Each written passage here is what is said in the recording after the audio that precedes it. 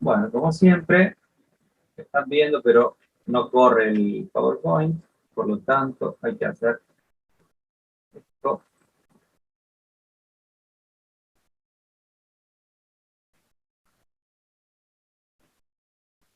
Termodinámica y empezamos con la definición de trabajo en procesos termodinámicos, pero me estoy olvidando de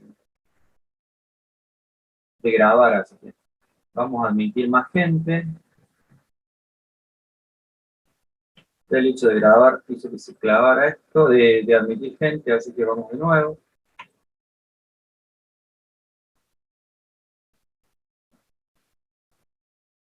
Perfecto.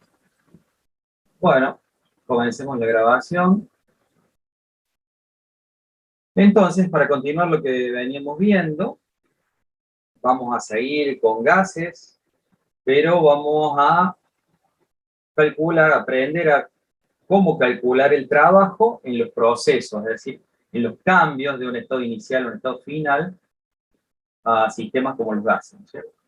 Pero no viene mal recordar esto un poquito antes, porque esto depende de cómo hayan visto ustedes la parte de hidrostática en física 1, ¿sí? Entonces, vamos a ver.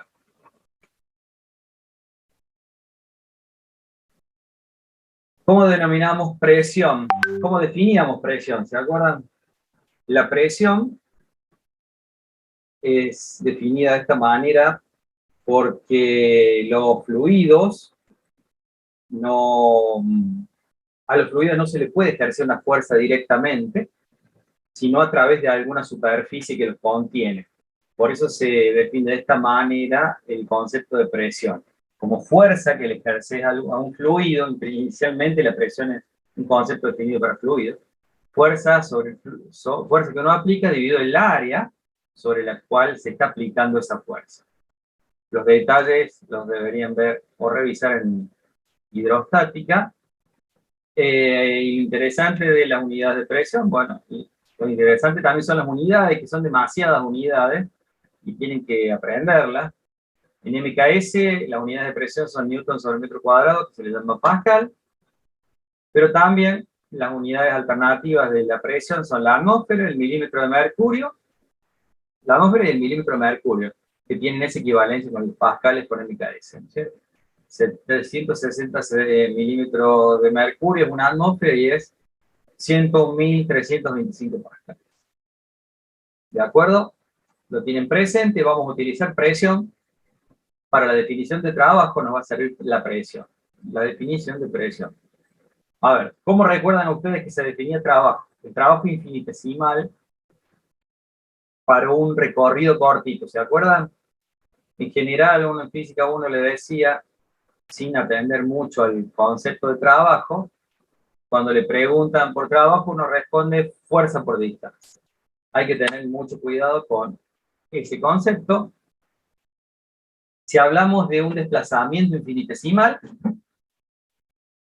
y una fuerza aplicada a nuestro sistema durante ese desplazamiento infinitesimal, sí, el trabajo se define como fuerza por el desplazamiento infinitesimal, es decir, el trabajo infinitesimal realizado en ese pequeño recorrido, ¿de acuerdo? Lo que pasa es que el recorrido puede no ser lineal, puede ser una curva, y la fuerza puede variar punto a punto a lo largo de esa curva. Así que esta definición, la definición de fuerza por distancia, es una definición muy particular en la cual la trayectoria, el desplazamiento que realizamos es lineal y la fuerza que aplicamos no cambia a lo largo de toda la trayectoria. Entonces, en ese caso podemos hablar de fuerza por distancia, si no, no. Si no, tenemos que hablar de un trabajo infinitesimal como fuerza por el elemento de desplazamiento. Y si quisiéramos calcular el trabajo a lo largo de una trayectoria finita, tenemos que integrar esta expresión. En general, la integral de la fuerza multiplicada por el desplazamiento es una integral a lo largo de una curva, porque este desplazamiento tiene que ser unidimensional, pero no necesariamente tiene que ser lineal. Entonces esto, el desplazamiento puede ser a lo largo de una curva en el espacio. Entonces, cuando uno calcula el trabajo a lo largo de un desplazamiento, a lo largo de una curva en el espacio, imagínense una cinta, y una cinta en el espacio, por ejemplo, la montaña rusa, ¿no es cierto? El riel de la montaña rusa es una cinta que atraviesa el espacio. Entonces, ese recorrido, a lo largo de ese recorrido, nosotros nos movemos por la montaña rusa y aplicamos fuerzas que van variando de acuerdo a la posición en la montaña rusa. Entonces, ¿cómo calculamos el trabajo en esa situación? Tenemos que hacer una integral sobre el recorrido de la montaña rusa, que es una línea, una curva.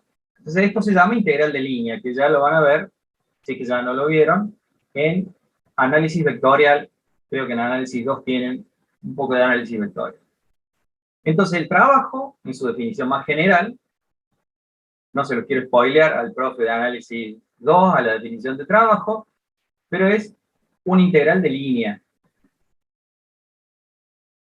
Bueno, a esa integral de línea nosotros la vamos a acomodar para calcular el trabajo en procesos termodinámicos. ¿Cómo hacemos?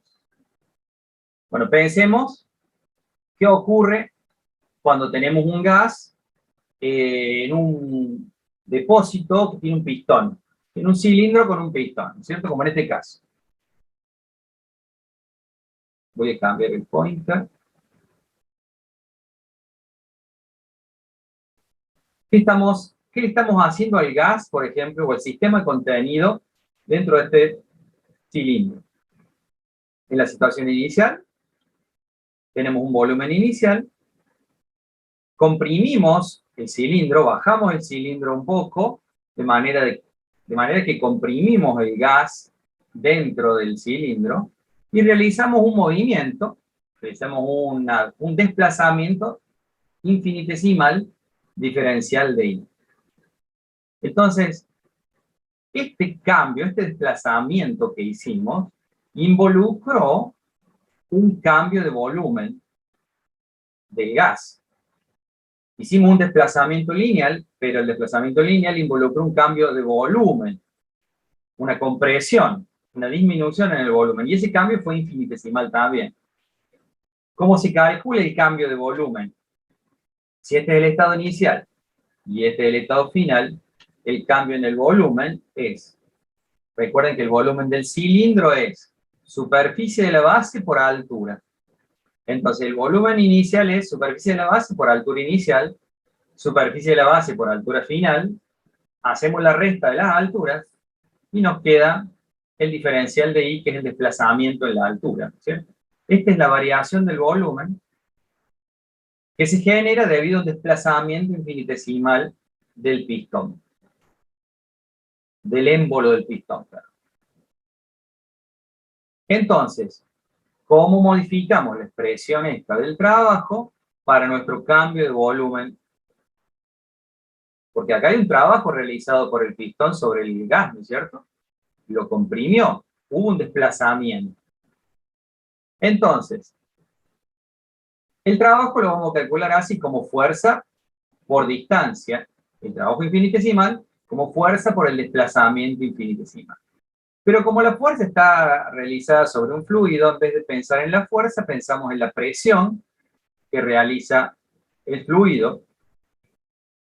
La fuerza que está haciendo el gas hacia arriba, sosteniendo el pistón, es igual a la presión del gas por el área del pistón. Y esa fuerza que hace el gas multiplicado por el desplazamiento infinitesimal es el trabajo realizado por el gas en esa compresión. ¿Sí? ¿Cómo queda entonces si la A del área por diferencial de desplazamiento es volumen? El trabajo nos queda como presión diferencial de volumen. Y esta es nuestra expresión para el trabajo en los procesos termodinámicos. Presión por cambio de volumen, por diferencial de volumen. El trabajo infinitesimal, entonces, Cuando tenemos un cambio de volumen infinitesimal, el trabajo se define como presión por el cambio infinitesimal de volumen. Y entonces tenemos los signos. El volumen aumenta si el gas se está expandiendo. ¿Sí? Si hay un aumento del volumen, el trabajo es positivo. Y decimos que el sistema realiza trabajo. El gas empuja el pistón hacia arriba, se expande, por eso el trabajo es positivo. Pero como en este caso estamos comprimiendo el gas, la compresión involucra un cambio de volumen negativo, porque el volumen final es menor que el inicial, el trabajo es negativo, entonces se dice que se realiza trabajo sobre el sistema. El pistón está realizando trabajo sobre el gas. Esa es una convención. ¿Vamos bien? ¿Se escucha bien? No me dicen nada, supongo que Sí, vamos. profe, se escucha. Vamos bien y se escucha bien. Bárbaro. Bueno, entonces dijimos que para procesos infinitesimales el trabajo era presión diferencial de desplazamiento. Pero para procesos finitos, que son reversibles, es decir, que podemos dibujarlo en un diagrama presión-volumen, como les dije, el trabajo es presión diferencial de volumen, pero hay que integrar desde el volumen inicial al volumen final a lo largo de nuestro proceso reversible. O sea que si tenemos un proceso reversible como el de esta figura, lo podemos dibujar en el diagrama presión-volumen. Este, por ejemplo, es un proceso reversible. Este es el volumen inicial, la presión inicial. El volumen final, la presión final. Y entonces, el trabajo en este proceso, en este tipo de procesos, es el área bajo la curva, es la integral de la presión por diferencial de volumen. Es el área bajo la curva del proceso reversible en un diagrama presión-volumen. Ese es el trabajo. Si tengo el diagrama presión-volumen, al trabajo lo puedo ver como el área bajo la curva del proceso reversible. Entonces veamos cómo se calcula el trabajo en distintos tipos de procesos. Por ejemplo, en un proceso a volumen constante, como el isocórico. ¿Qué pasa con el cambio de volumen? Si es a volumen constante, en el proceso cambia solamente la presión, el volumen no varía. Y si el volumen no varía, diferencial de volumen es cero, no hay trabajo. No hay cambio de volumen, el sistema no empuja ninguna pared empuja al sistema y lo comprime, así que no hay trabajo cuando el proceso es a volumen constante. Trabajo igual a cero. Proceso a presión constante. La presión se mantiene constante y tengo un volumen inicial y un volumen final que no indiqué acá en el grafiquito. No sé si me quedó debajo o no lo indiqué. Y entonces, ¿cómo se calcula el trabajo a presión constante? Tengo que hacer la integral esta, pero la presión es constante, entonces puede salir fuera de la integral la presión. Volumen inicial, presión, sacamos la presión fuera de la integral y me queda la integral de diferencial volumen desde el volumen inicial al volumen final. Entonces esto es P por B final menos B inicial. Es el área de ese rectángulo, ¿cierto? El área amarilla está, amarilla, anaranjada, ocre. El área esa es el trabajo realizado en este proceso a presión constante. Trabajo, presión por volumen final menos volumen inicial. ¿Qué otro proceso nos faltaría? El proceso isotérmico, un proceso a temperatura constante. Recordemos que las isotermas para un gas ideal son estas curvas que se llaman hipérbolas. ¿Sí? Esta curva está representando un proceso isotérmico en un diagrama presión-volumen. Y entonces el trabajo realizado en este proceso isotérmico tendría que ser el área bajo la curva, esta área también media naranja. ¿Cómo calculamos el área esa? Haciendo la integral. Presión diferencial de volumen. Pero para gas ideal, para el sistema que estemos analizando, yo ya dibujé la curva para un gas ideal. Si este fuera otro sistema, esta curva o este isoterma tendría otra forma. Pero para el gas ideal tiene esa forma, ya la conocemos. Para poder integrar necesitamos conocer la función o la dependencia de la presión con el volumen y la temperatura, ¿no es cierto? Necesitamos saber la ecuación de estado y solamente conocemos la ecuación de estado de los gases ideales. Sabemos que es P por B, que la presión es igual a N por R por la temperatura o sobre el volumen. Metemos esta formulita dentro del integral, reemplazamos la presión y nos queda nRT sobre volumen, diferencial de volumen. Como es a temperatura constante, N, R y T salen fuera del integral y nos queda el integral de 1 sobre volumen, diferencial de volumen, y eso es un logaritmo. Tenemos logaritmo de volumen final menos logaritmo de volumen inicial, que si aplicamos las propiedades de los logaritmos nos queda el cociente. O sea que para una isoterma, el trabajo se calcula multiplicando el número de moles, la constante de los gases, la temperatura, por el logaritmo del volumen final sobre el volumen inicial. Eso es el área esta anaranjada. Este es el valor del área.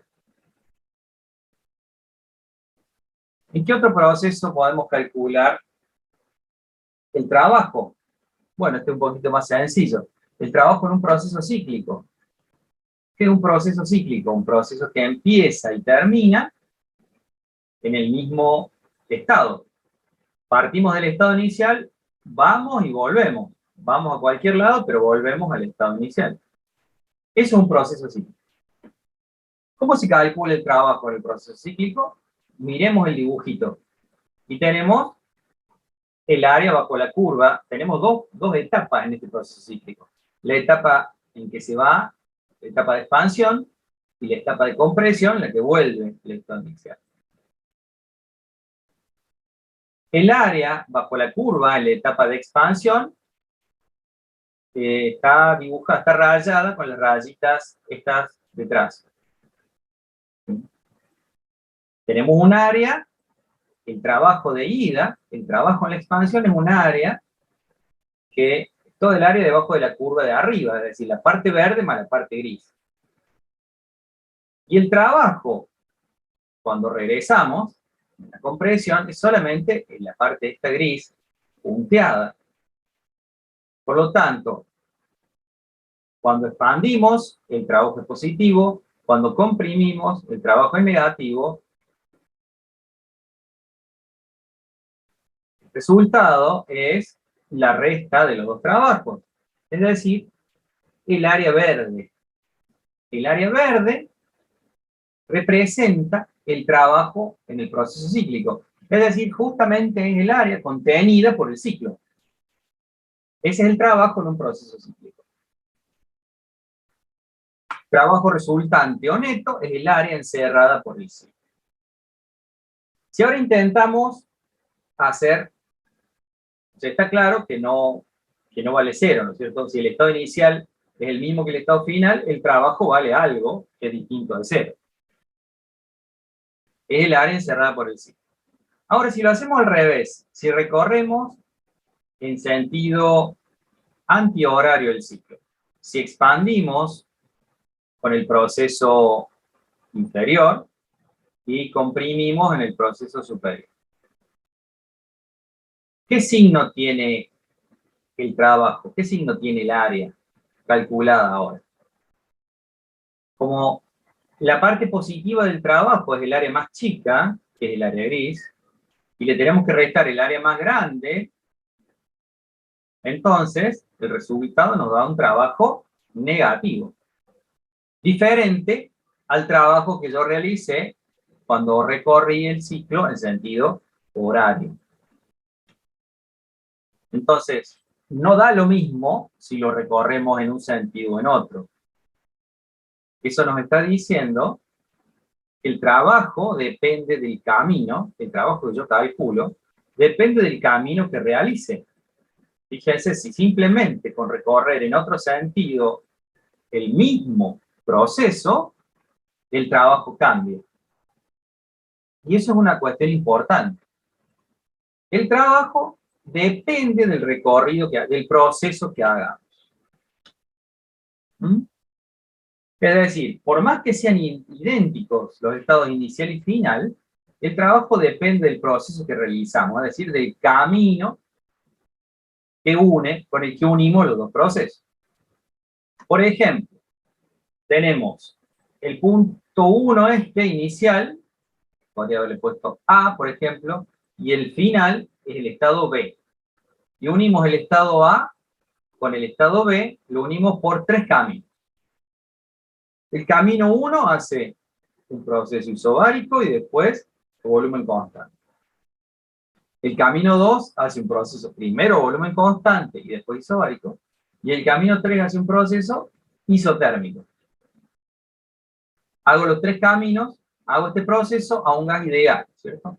Someto a un gas ideal a estos 3 tipos de cambio, a estos 3 tipos de procesos, para unir los estados inicial y final, que son iguales. ¿Cuánto vale el trabajo realizado a lo largo del camino 1? Como a lo largo del proceso volumen constante, el trabajo vale 0, el trabajo resultante es el trabajo a lo largo de una isobárica. Entonces, ¿cuál es el trabajo isobárico? Lo calculamos hace un rato, la presión por el cambio de volumen. ¿Qué presión? P1, ¿no es cierto? El camino 1 se hace una presión P1 por el cambio de volumen, que es de 2 menos P1. A lo largo del camino 2, ¿cuánto vale el trabajo realizado? A lo largo del proceso volumen constante vale 0, pero a lo largo del proceso isobárico no vale 0. Vale presión 2 por volumen 2 menos volumen 1. Camino 2, ¿sí?, expande el sistema a una presión P2 más baja que la presión P1. Y el camino 3 es un proceso isotérmico, y entonces el trabajo realizado para unir los estados A y B es el que acabamos de calcular en la figura anterior, que es el logaritmo del volumen final menos el volumen inicial por NRT. O sea que unimos 3 estados diferentes, 2 estados diferentes, 2 estados, un inicial y un final, por 3 caminos distintos, y los 3 trabajos dan distintos. Eso significa que el trabajo depende del camino, y al depender del camino no es una diferencial exacta, se llama. Es una diferencial inexacta.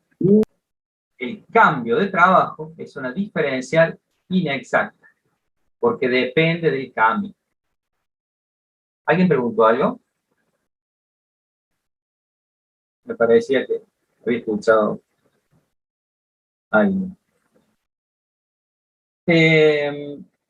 Una diferencial inexacta. Recuerden ustedes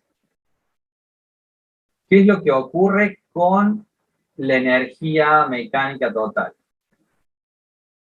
En física 1, ¿se acuerdan de la energía mecánica total? Que no se pierden, ¿Cómo? que es la misma, que se transforma, que no se pierde. Total era una diferencial exacta cuando las fuerzas que actuaban en nuestro sistema se llamaban conservativas. Es decir, no dependía del camino, solamente del estado inicial y del estado final, si las fuerzas que actuaban era, por ejemplo, la fuerza de gravedad o la fuerza del resorte. Pero cuando teníamos fuerza de rozamiento, no pasaba eso. La energía mecánica ya se convertía en una diferencial inexacta. Sí dependía del camino, porque la fuerza de rozamiento a lo largo de un camino actúa de una forma y a lo largo de otra es distinta. O sea que es más o menos lo mismo. La energía mecánica, cuando las fuerzas actuantes son conservativas, es una diferencial exacta. Solamente la calculamos, solamente calculando la energía al principio y la energía al final, y no nos importa por dónde fuimos del principio al fin. Pero el trabajo, así como la energía cuando actúan fuerzas no conservativas, en general es una diferencial inexacta.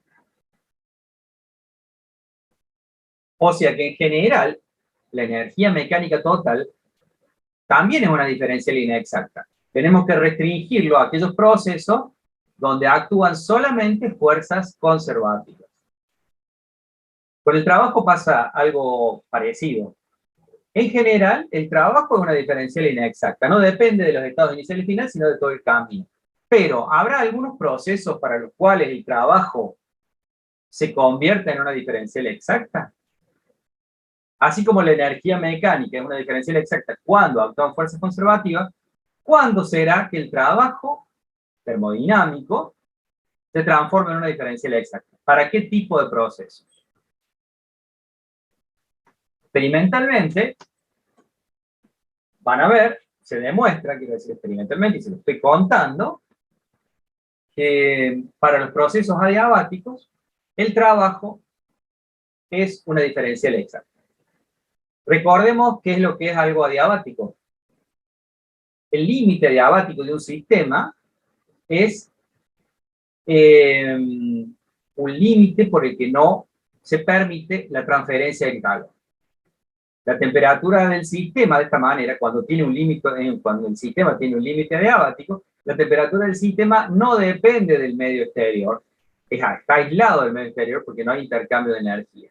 Y además es flexible, de modo que sí puede realizar trabajo, puede mover su volumen, se puede realizar trabajo sobre el sistema y el sistema puede hacer trabajo, pero sin intercambio de calor con el exterior. De eso se trata un límite adiabático, y un proceso adiabático tiene que ser de esta manera. Para realizar sobre un sistema un proceso adiabático, yo lo tengo que tener contenido dentro de un límite adiabático. Profe, una consulta. Sí. Sí. ¿Es como imposible llegar a que sea 100% diabático? ¿O sí, sí se puede? Es una idealización, sí. Ah, ok, listo. Sí, sí. Uno puede mejorar mucho el sistema para que no transfiera calor, pero siempre a lo largo del tiempo, sobre todo el tiempo es el que nos arruina la diabaticidad. Puede ser muy adiabático el sistema durante los primeros momentos, pero a medida que transcurre el tiempo, o sea, la transferencia de calor, si bien es lenta, se realiza. ¿Qué se dio? Por ejemplo, la explosión en un cilindro, en un motor diésel, las explosiones, la expansión que se realiza, la expansión del cilindro que se realiza por una explosión, ¿cierto? La explosión por el combustible, esa explosión, como es un proceso muy rápido, se puede considerar adiabático, porque en ese proceso no se intercambió calor con el exterior. Solamente se expandió sin intercambio de calor, pero porque fue muy rápido. Entonces, hay que considerar, digamos, la adiabaticidad tiene sus distintas formas de ver, ¿cierto? Sus distintos procesos. ¿Cuándo se puede considerar adiabático? Idealmente, digamos, es casi adiabático. Esa explosión del cilindro, esa expansión del cilindro, del pistón, es adiabática. Experimentalmente hay un cambio, una transferencia de calor con el exterior mínima. Está bien, es una idealización del proceso adiabático, pero como el tiempo es una variable importante, entonces uno realiza experimentos rápidos, entonces la adiabaticidad puede considerarse bastante buena. Entonces, la idea va a ser partir de un estado inicial A otro estado final C a través de procesos adiabáticos por distintos procesos adiabáticos, y experimentalmente se demuestra que el trabajo es el mismo, que no depende del proceso, sino que depende de los estados inicial y final. Por ejemplo, este ejemplito lo pone el libro que yo le subí, el Sir Salinger. Estamos en un estado inicial A y queremos llegar a un estado final C, ¿no es cierto? Para llegar a C podemos hacer, por ejemplo, ir de A hasta B por un proceso irreversible, por eso no se marca. Vamos de A hasta B y de B hasta C, pero irreversible, pero sí, irreversible, y de A hasta B, pero todos son procesos diabáticos, ¿no es cierto?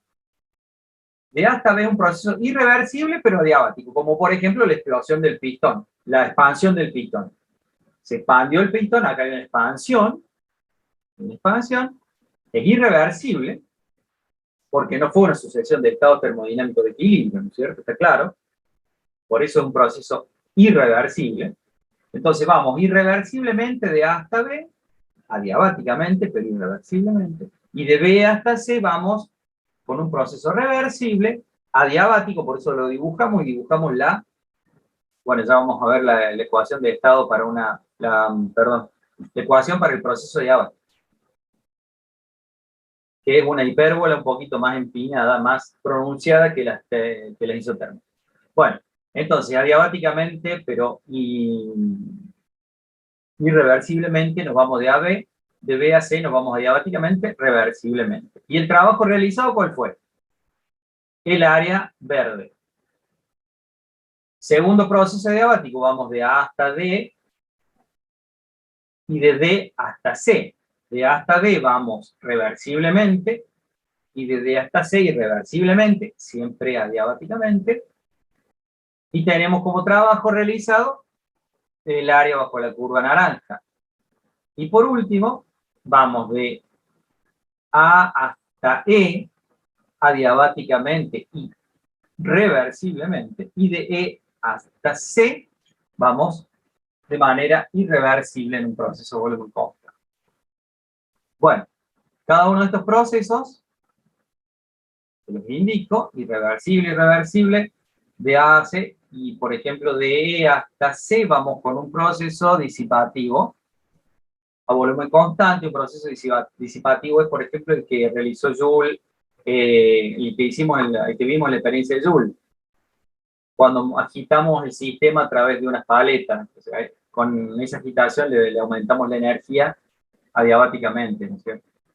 Bueno, pero la idea es, más allá de este ejemplito que les demuestro, les cuenta que experimentalmente se demuestra que los procesos adiabáticos no dependen, el trabajo en procesos adiabáticos no depende del camino realizado, sino del estado inicial y final, es solamente un ejemplito, ¿no es cierto? Tienen que creer que la experiencia vale y que el trabajo adiabático es una diferencial exacta. El trabajo total es el mismo en todos los procesos adiabáticos que tengan lugar entre dos estados de equilibrio, que tengan las mismas energías cinética y potencial. ¿Sí? Siempre se hace la aclaración de la energía cinética y potencial porque nuestros sistemas en termodinámica no están viajando, no se mueven como un todo, ¿sí? No tienen velocidad, sus moléculas no tienen velocidad de traslación, no nula, en promedio no nula. No se mueve el sistema, ni se está cayendo, ni tiene energía potencial. Solamente consideramos lo que pasa dentro del sistema. La temperatura, el volumen, la presión. Por eso siempre les dicen las mismas energías cinética y potencial. Eso no varía. Hicimos un proceso, le cambiamos el volumen, lo calentamos, lo estiramos, qué sé yo, pero nunca le cambiamos la energía cinética y potencial. Bueno, para este tipo de procesos adiabáticos, entonces, el trabajo es una diferencial exacta. Como es el caso de la energía mecánica total cuando actúan fuerzas conservativas, ¿cierto? Y entonces, si una diferencial exacta solamente depende del estado inicial y del estado final. O sea, que se calcula en la integral el trabajo adiabático entre A y C es el trabajo adiabático en C menos el trabajo adiabático en A. Digamos, esta propiedad en C menos esta propiedad en A. Depende de los estados inicial y final solamente, no del cambio. ¿Vamos bien? Ahora vamos a definir la energía interna y con ello la primera ley de la termodinámica, que tiene mucho que ver con lo que venimos hablando. Entonces, lo interesante de que sea una diferencial exacta no es solamente matemáticamente interesante, sino que al depender de los estados inicial y final solamente y no del camino, se convierte en una propiedad del sistema. Una propiedad del sistema o función de estado. Bueno, mejor una propiedad del sistema. ¿Sí? Cuando son diferenciales exactas, son propiedades del sistema muy importantes, así que le llamamos función de estado.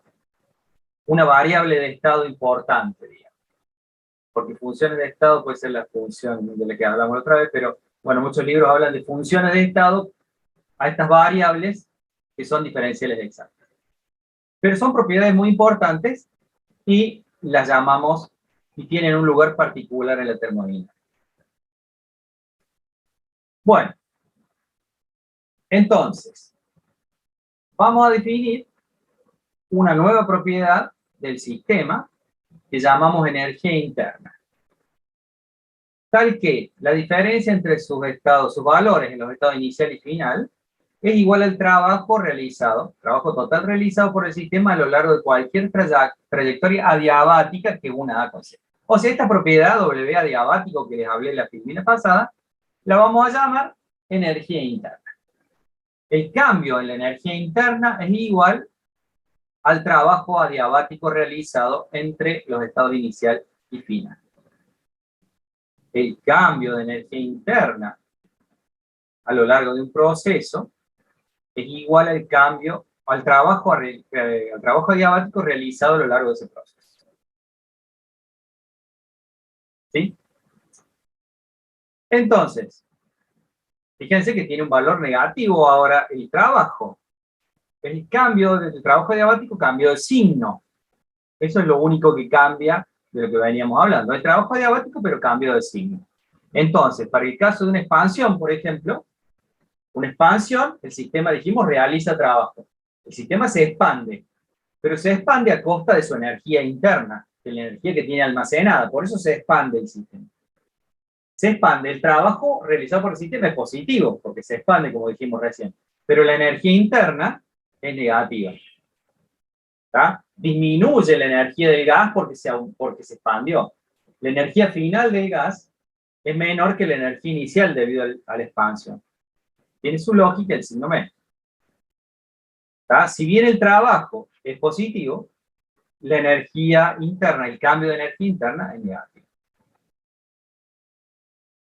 Bueno, esto al margen, esto está en varios libros, por eso lo pongo, pero nunca estamos hablando de las moléculas del sistema. No estamos hablando de si se agitan más para hablar de energía interna. No estamos hablando de si se agitan, si no se agitan, si... Nada relativo al punto de vista atómico molecular del sistema. ¿De acuerdo? Solamente basta entender de qué se trata la propiedad. Es una propiedad macroscópica como la que hablábamos, como lo que hablábamos en la primera clase.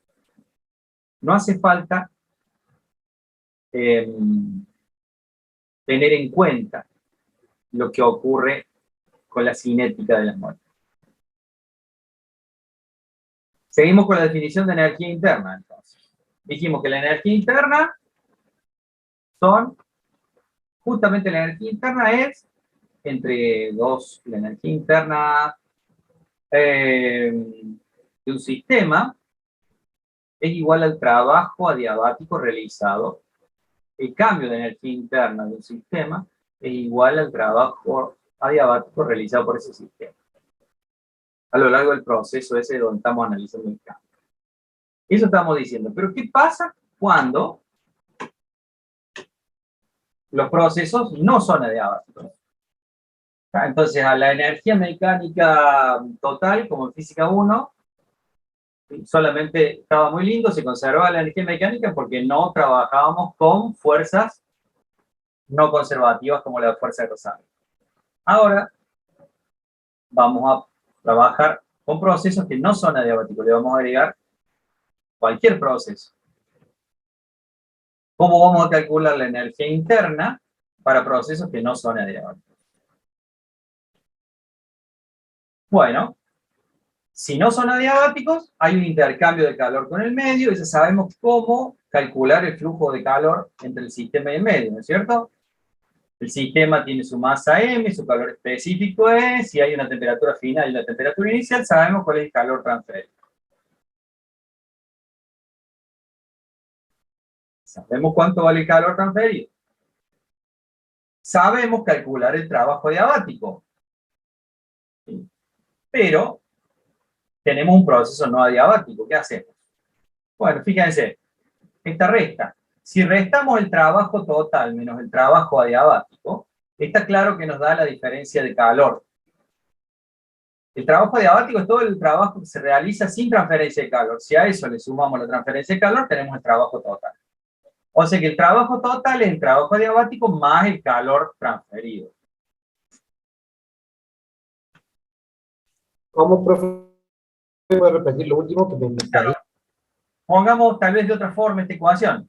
El trabajo total realizado en un proceso que no es adiabático va a ser igual al trabajo realizado a lo largo de un proceso adiabático más el calor transferido.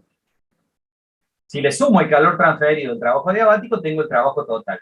O si al trabajo total le resto el trabajo adiabático, tengo el calor transferido.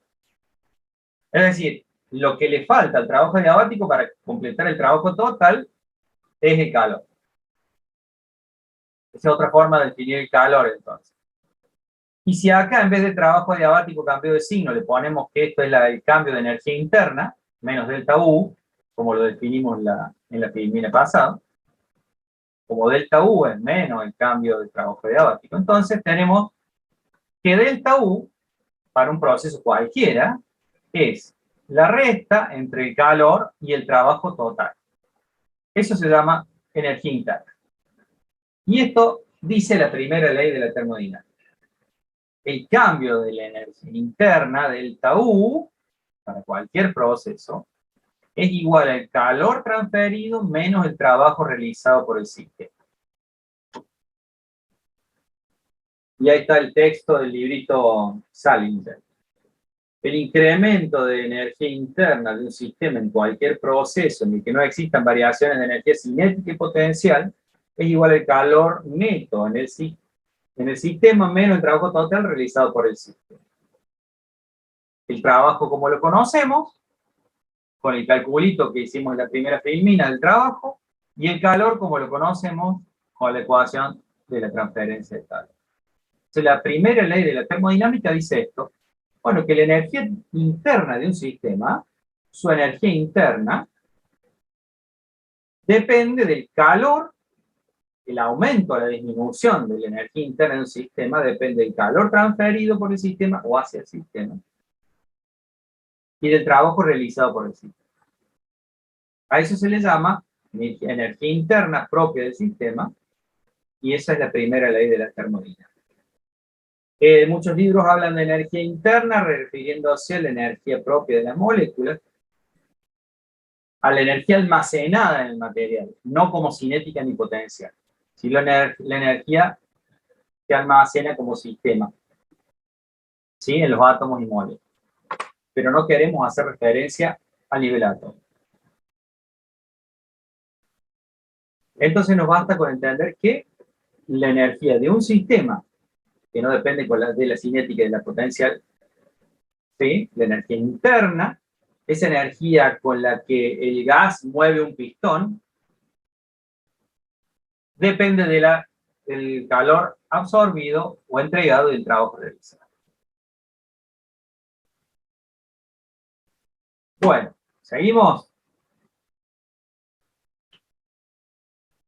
¿Para qué vamos a aplicar la primera ley de la termodinámica? Bueno, por ejemplo, para resolver procesos cíclicos. ¿Cuánto vale el cambio de energía interna en un proceso cíclico? Tenemos un proceso cíclico. ¿Qué dijimos? Que la energía interna es una variable de estado, una función de estado, una diferencial exacta. Entonces, la energía interna no depende del camino, sino del estado inicial y final. En un proceso cíclico, el estado inicial es igual al estado final, por lo tanto, el cambio de energía interna es igual a cero en un proceso cíclico. UI es el final, UI es el inicial, la resta de UI menos UI da cero. No cambia la energía interna si el estado final es igual al estado inicial. Quiere decir que cero es igual al calor transferido menos el trabajo realizado. O lo que es lo mismo, el calor es igual al trabajo neto realizado en ese proceso cíclico. ¿Cuál era el trabajo neto realizado en el proceso cíclico? Dijimos hace un rato, era el área dentro del ciclo. Y entonces, el calor es igual a eso. El calor es igual al área dentro del ciclo. El trabajo neto es igual al calor en un proceso.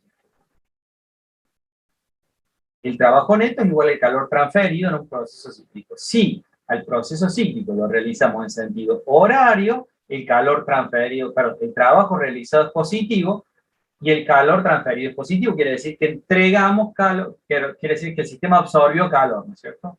Aumentó su temperatura, absorbe calor cuando el trabajo realizado es positivo en el ciclo. Pero si lo recorremos en sentido antihorario, el trabajo realizado es negativo, quiere decir que el sistema entregó calor. La temperatura final fue menor que la inicial.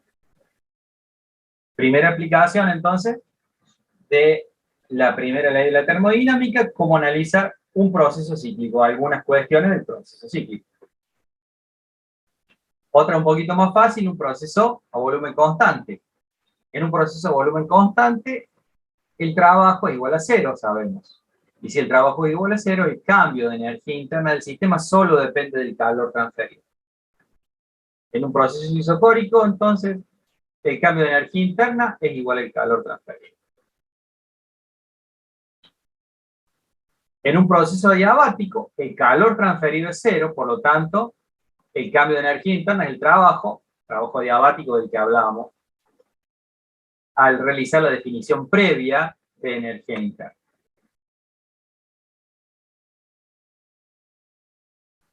Los otros dos procesos que no me entran acá son expansión libre y el calor específico de un gas ideal.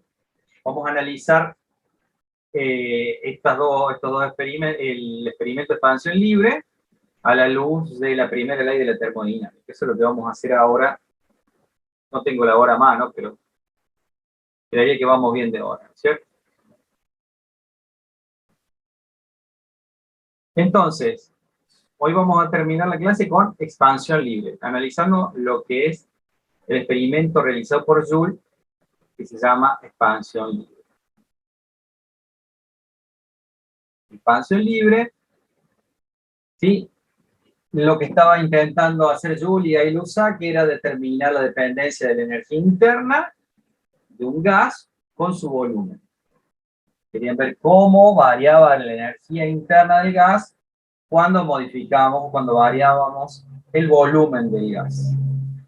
Y un experimento que no es tan famoso como el del calor, como el del equivalente mecánico de calor, este es otro experimento de Joule, que es el de expansión libre, y consiste en esto. Ustedes tienen estas dos figuritas. En la situación inicial tenemos un gas confinado, tenemos un recipiente grande dividido en dos cámaras. En una cámara se ha realizado vacío, en la otra cámara tenemos gas, y esas dos cámaras están separadas por una película, por un borde, por un límite que puede romperse. Puede tener, por ejemplo, este límite puede tener una llave. Entonces, en esta cámara tenemos vacío, en esta cámara tenemos gas, y en un momento, en un instante, se abre la llave o se rompe ese límite. Por lo tanto, el volumen del gas, que en este caso es pequeño, chico, es la mitad del recipiente, el volumen del gas se transforma en el doble del volumen. El gas empieza a ocupar todo el volumen. Quiere decir que el gas tiene un volumen inicial pequeño y un volumen final más grande. Hay una presión inicial y una presión final diferente. Pero a la luz de la primera ley de la termodinámica, que dice que el calor, el cambio de energía interna, experimentalmente, fíjense, les pongo el termómetro acá, experimentalmente la expansión libre del gas no indica cambios de temperatura significativos. No se observan cambios en la temperatura cuando el gas expande. El gas expandió y la temperatura no se muestra. Y si tuviéramos que analizar el cambio de energía interna, recuerden que la energía interna tiene como, es igual a el calor transferido menos el trabajo realizado. ¿Cuánto calor se transfirió y cuánto trabajo se realizó el sistema gas en este proceso? Estas paredes que yo les he dibujado significa que son límites adiabáticos del sistema. Entonces, por construcción, el sistema no intercambia calor con el medio. Tenemos paredes adiabáticas. No hay intercambio de calor. O sea que el cambio de calor, la transferencia de calor del gas al medio, del medio al gas, es igual a cero. Esta es una pared adiabática. Segundo, ¿qué trabajo realizó el sistema? Ah, pero acá el sistema se expandió. Sí, pero para expandirse, cambió su volumen. Hay un volumen final y un volumen inicial. Es un proceso irreversible. No se trata de una sucesión de estados de equilibrio termodinámico. El estado inicial y el estado final son dos estados, y el proceso a través del cual vamos del inicial al final es un proceso irreversible. Pero ¿qué trabajo realizamos? ¿El sistema realizó algún trabajo para cambiar su volumen? Dicho de otra forma, ¿el sistema empujó alguna pared? ¿O solamente ocupó el espacio que tenía vacío? Solamente ocupó un espacio vacío. Acá había presión cero. Por lo tanto, el trabajo realizado es cero. El gas no realiza trabajo. Si bien ocupa, aumenta su volumen, no realiza trabajo. Como la presión es cero, si quieren pensar en la formulita de presión diferencial de volumen, hay un cambio de volumen, pero la presión, el lugar que ocupan, tiene presión cero. Pueden pensarlo por ese lado. Pero básicamente es porque el gas no empuja ninguna pared, no realiza ningún trabajo, ni se hace trabajo sobre el gas. O sea que, Profe, sí, a mí no me quedó claro, en realidad es bastante más atrás, pero cuando es un proceso adiabático, ¿el trabajo sigue siendo la integral entre un punto A y B? de P diferencial de D. El trabajo en un proceso adiabático sigo calculándolo como la dependencia de presión diferencial de volumen. Y entonces, o sea, pensando por ejemplo en la gráfica de este ejemplo, o sea, sí habría una integral, o sea, sí habría un área, no sé si me explico, porque hay un cambio de volumen. No me queda claro porque no hay trabajo, esa es la duda. Pero tenés presión cero en esta zona. Está ocupando una zona de presión igual a cero. Sí, pero no sería, digamos, una línea recta No, de la gráfica. no tenés un dibujo del proceso. No podés dibujar el proceso en el diagrama presión-volumen porque el proceso es irreversible. No sabés. Está bien. Es un proceso irreversible para llegar al estado inicial al final. Y como el sistema, como el gas no empuja ninguna pared o no se lo comprime ni nada, el gas no realiza trabajo. Y entonces, el cambio de energía interna en el proceso que se llama expansión libre, igual a cero. Quiere decir que la energía interna también se mantiene constante. La temperatura se mantiene constante y la energía interna no cambia tampoco. Para el caso del gas. Parece que probaron varios tipos de gas y los cambios que observaban en la temperatura eran bastante pequeñitos. Entonces, ni la energía interna ni la temperatura varían cuando el volumen del gas aumenta en una expansión. Estamos hablando de gases reales, ¿no es cierto? Hay un pequeñito cambio en la temperatura que no se considera. Entonces, como los cambios en la temperatura para distintos gases son muy pequeños, se define nuevamente, podemos definir de otra manera el gas ideal. El gas ideal va a ser aquel en el que no le varíe la energía interna cuando varía el volumen a temperatura constante. Va a ser aquel en el que no varíe la temperatura cuando varíe el volumen a temperatura constante. De esas dos formas podemos definir. No varía la temperatura cuando varía el volumen, entonces es un gas ideal. No varía la energía interna cuando varía el volumen, entonces es un gas ideal. Esas dos cosas se idealizan, digamos, se aproxima el gas real, las variaciones observadas en un gas real son pequeñitas, entonces para un gas ideal se dice, bueno, para un gas ideal, entonces se cumple que las variaciones de volumen no alteran la energía interna si se realiza a temperatura constante. Y las variaciones de volumen no cambian. Sí. Esto es porque no hay presión. Porque o sea, la definición de gas ideal también es que no había, cuando no se comportaba no había También. presión en el gas, ¿o no? No hay trabajo, no, digamos, lo que se observa es que no cambia la energía interna cuando cambia el volumen y no cambia la temperatura cuando no cambia el volumen. En la energía interna se calcula el cambio de energía interna, ya que como el sistema no realiza trabajo porque no mueve ninguna pared, sino que se abre desde afuera la pared, y como no hay intercambio de calor, se sabe, digamos, que el cambio de la energía interna es igual a cero. A pesar de que varió el volumen, el cambio de la energía interna es cero para un gas ideal. Y el cambio de la temperatura respecto al volumen se llama el coeficiente de Joule. Y el coeficiente de Joule para un gas ideal es igual a cero. Es decir, definimos gas ideal así ahora. Si cambia el volumen, la temperatura no cambia para un gas ideal. Si cambia el volumen a temperatura constante, la energía interna se mantiene constante. Esta es nuestra nueva definición de gas ideal. O sea, tenemos como definición P por B igual a nRT. Esa fue nuestra primera definición, para la cual decíamos que, bueno, a presiones muy bajas, el comportamiento de, ¿se acuerdan de la curva para distintos gases? Creo que eran las curvas, tendían al mismo valor que justamente, al mismo valor que era el valor de la constante de los gases, y así definíamos por primera vez gas ideal, y ahora la definimos por segunda vez como, les estoy presentando acá.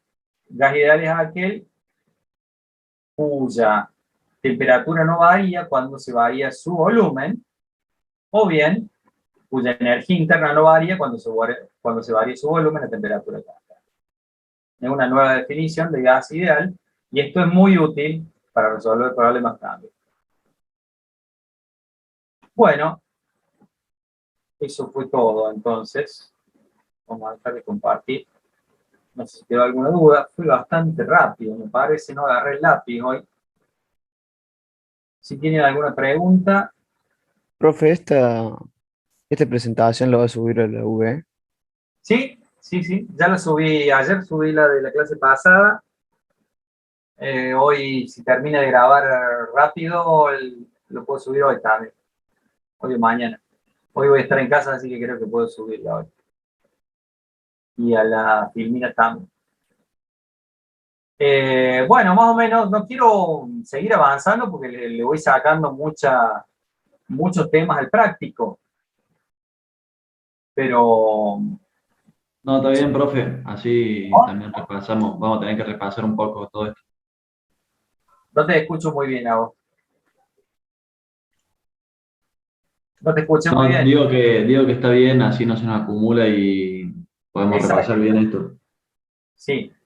Sí, más o menos vamos a andar bien a este ritmo, creo. No me quiero apurar de más, pero probablemente, bueno, ya vamos a ver cómo cómo vamos regulando el tiempo. Si hace falta, hacemos un poco de práctico también en mi horario, no hay ningún problema. Podemos hacer un par de ejercicios también para, para arrimarnos el práctico a lo que van a hacer. Porque la guía 1 es temperatura, que la pasan bastante rápido. La guía 2 empieza con calorimetría, que esa es larga, pero bueno, no hay que darle, tampoco es la locura, con 4 o 5 ejercicios bien hechos ya. Se podría